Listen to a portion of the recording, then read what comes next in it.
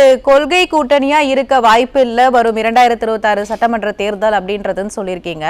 அப்போ இது அரசியலுக்கான தேர்தல் கூட்டணி தான் அப்படின்னா இன்னும் பல கட்சிகள் இணைய வாய்ப்பு இருக்கிறதா? அதிமுக நிச்சயமாக மேடம். அதாவது அதிமுக ஏற்கனவே பாரதிய ஜனதா கட்சி, பாமக போன்ற கட்சிகளோடும் கூட்டணி வைத்திருக்கிறாங்க.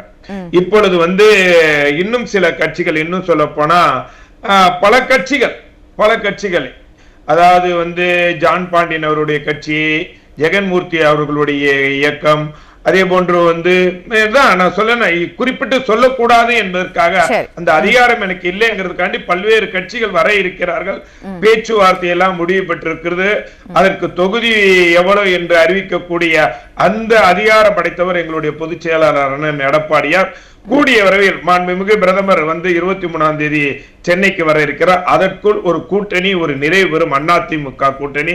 அது ஒரு மகா கூட்டணி, மெகா கூட்டணியாக அமையும். அந்த கூட்டணி வெற்றி கூட்டணியாக இருக்கும். நிச்சயமாக சொல்ல போனால் இந்த பொங்கல் தான் திமுகவுக்கு கடைசி பொங்கல். அடுத்த பொங்கலில் இப்போ இந்த கொள்கை கூட்டணி அப்படின்றது எடப்பாடியார் கண்டிப்பா சார், கொள்கை கூட்டணி அப்படின்றது தேர்தல் கூட்டணியா மாறுவதற்கான காரணம் என்ன சார் இந்த 2026 சட்டமன்ற தேர்தல்ல? தேர்தல் கூட்டணியை பொறுத்த வரைக்கும் கொள்கை கூட்டணி எல்லாம் எப்பொழுதும் எந்த காலத்திலும் இருக்குது இல்ல. தேர்தலுக்கு பொறுத்த வரைக்கும் இப்போ ஒவ்வொரு கட்சிகளுக்கு இப்ப நீங்க திமுக நீங்க இலங்கை தமிழர்ல ஒரு நிலைப்பாடு, 10% இடஒதுக்கீடு உயர் ஜாதி பிரிவினருக்கு ஒரு நிலைப்பாடு இருக்கும். காங்கிரசுக்கு வேறு நிலைப்பாடு இருக்குது.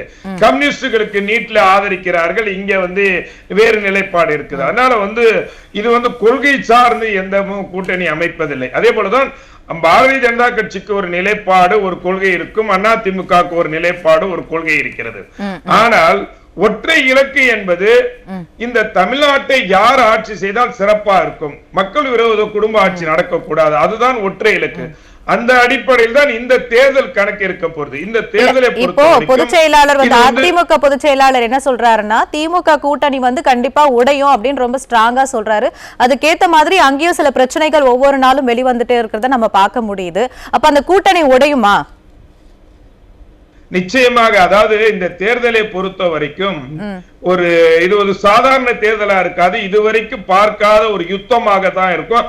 அந்த யுத்த களத்துல அதிமுக, திமுக என்ற ரெண்டு மாபெரும் கட்சிகள் தான் முக்கிய பங்கு வைக்க போறாங்க. மற்ற கட்சிகள்லாம் இந்த யுத்தத்துல 10 கட்சிகள் எல்லாம் சத்தம் தான் இருக்கும், தவிர வேற எந்த வெளிப்பாடும் இருக்காது. எங்களுடைய பொதுச் செயலாளர் எடப்பாடியார் ஏன் சொன்னார்னா, அதற்கான அறிகுறிகள் காங்கிரஸ் கட்சியிலிருந்து இன்றைக்கு தெரிய வந்திருக்கும்.